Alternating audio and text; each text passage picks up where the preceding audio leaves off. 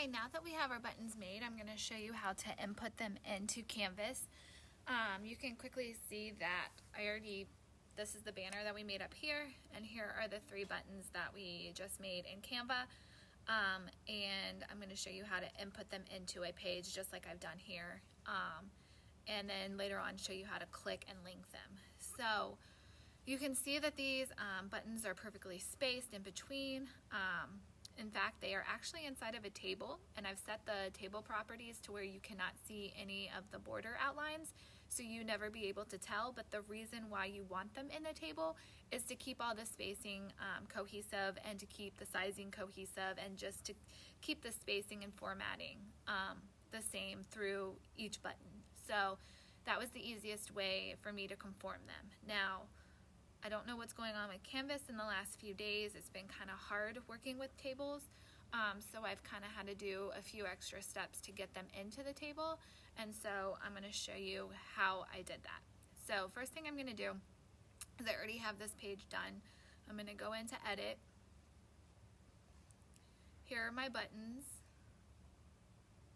right here, and I am just actually going to get rid of them. And then I'm going to show you how to get rid of a table.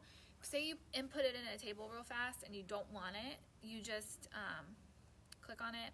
This little property thing will come up. This means add a row above or below, or delete a row. This is add a column to the left, add a column to the right, or delete a column. And this is just, will delete the whole table. And that's exactly what I'm going to do. I'm going to delete my whole table. And so now I'm going to add in a table to my screen. So what I'm going to do to add a table into here, I am going to click these 3 dots, and I'm going to insert, here's the table right here, and I'm going to insert a table. Now, it's important to remember a few things when you're making a table. How many columns do I want? Meaning I have 3 buttons, so I'm going to need 3 columns. The county wants us to have a total of 6 buttons, so here you would put 3 columns, 2 rows, but right now we're only doing 3 columns, 1 row, because we're only going to do 3 buttons. When you click Advanced, you're going to see that you can change the border and the background color. Like I said before, I don't want that because I don't want that to show on my home page. So I want to make sure that it's set to transparent. And this symbol right here just means that the background and the border will be transparent, meaning you won't be able to see it. And that's in fact what I want. Now, one last step, the border width. This is so important. This needs to be at a 0, because if you leave that, there will be some lines that you can still see on your page. So you want to make sure there is absolutely nothing there, so you want this as a 0. So again, all I changed was 3 and 1, and then I made this border width a 0. And I'm going to hit save, and you're going to notice that my table popped up.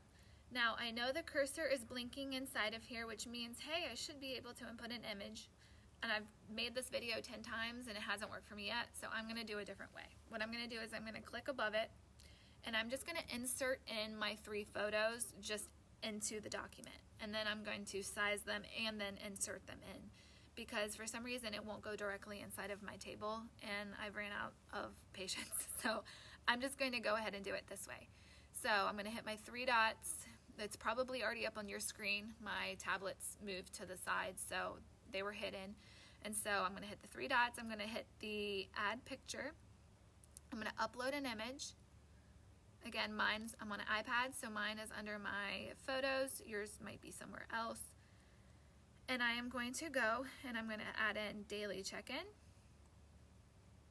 Make sure to scroll down and hit, oh, hold on, I'm going to change my view. This is where it gets wonky. My iPad likes to cut off. So I'm going to hit submit. And notice that it put it outside of the table, and that's okay. I'm going to hit again, and I'm going to upload a new image. Photo library. I'm going to put in my learning module image. Submit. And then the last one, notice you're going to see why we have to put it in a table, because you're going to notice they do not all fit on one line, and that's why a table is important. So I'm going to upload in my last image. Go to my photo library, all photos, and family resources. And I'm going to submit, and notice it kicks it below. because these are way too big and there's no way they're going to fit on one page. So the next thing I need to do is sizing. These are super big. They're not going to fit inside of my table just because the sizes are so big. So I'm going to actually click on the image that I want to change. You're going to notice that it's going to say image options. And right now it's at a custom. So I had it set on Canva at 500 by 500, but I can make them into a small, medium, and large. I found that large works the best, and it's 400 by 400. And so it goes down a little bit in size. And I'm going to hit done.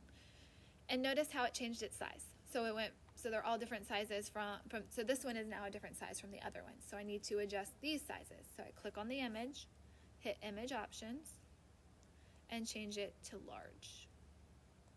And then last one, I'm going to hit image options. Now in a perfect world, this would just kick it over and I could just put all three on my page without putting them in a table, but notice it didn't do that. So it's not going to work. So what I'm going to do is I'm going to copy and paste these into my table down here. And so for some reason, I have to add an enter. I don't know why.